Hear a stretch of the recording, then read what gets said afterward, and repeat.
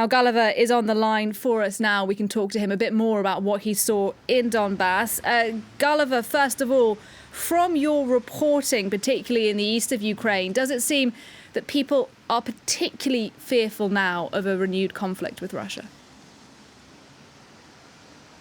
Well, you saw the couple at the end of that report. Some people, like them, are clearly extremely worried. Some people say things like, it really seems from the US intelligence that's being published that it's more serious this time, that the numbers of Russian forces amassed on the border and in different places almost surrounding Ukraine, also being in Belarus, looks like they've got some kind of serious intentions. So you do meet people who are very worried. But I'd say that they're in the minority, They're in the minority, at least in terms of what people say. Most people you speak to say that they've lived in this war now for nearly 8 years. There have always been these periods where it's got more intense or where there have been great worries that there might be some kind of more full-scale Russian invasion, and it's never happened. And people tell you that they just don't want to think about it. They want to get on with their lives as best they can in these circumstances of a war of which they don't really see any end. So there's that sort of stoical attitude. The one person I spoke to who was saying all those things and also saying that he just didn't believe that there really would be a major Russian offensive. Then when I asked him if he had a bag packed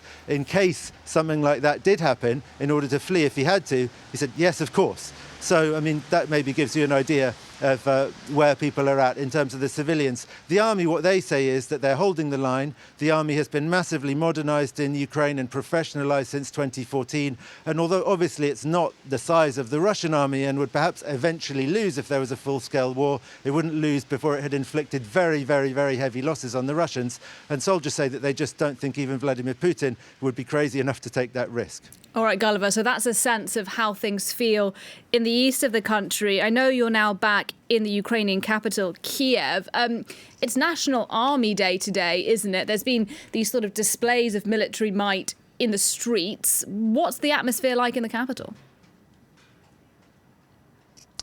Well, I haven't actually been to any of these ceremonies myself, but they're taking place all over the country. Volodymyr Zelensky, as you said, has gone to the east and said that Ukrainian forces are capable of defending the country's territory. Naturally, that's what Ukraine is saying, that they will fight and that they will be able to fight. But you do get some Ukrainian politicians expressing pretty serious fears. The defense minister actually said that he thought that the United States, Canada and the United Kingdom ought to bypass NATO if NATO won't act and deploy forces to the east of Ukraine. So he went pretty far in his calls for help and said that it was very urgent. There was also the Speaker of Parliament saying that he thought that the crisis was likely to get worse and that it was possible that there would be a major attack at the end of January or beginning of February. That seems to be the date that everybody's giving for if it happens, that's when it's going to happen. On the other hand, the former defense minister, Andrei Zagorodnyuk, who's a very respected figure in Ukraine,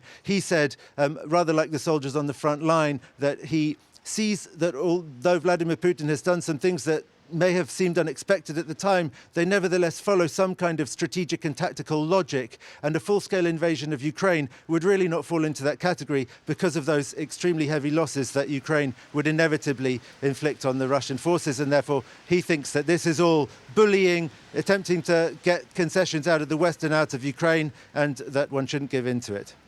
Gulliver Cragg reporting live from Kiev. Thank you very much indeed.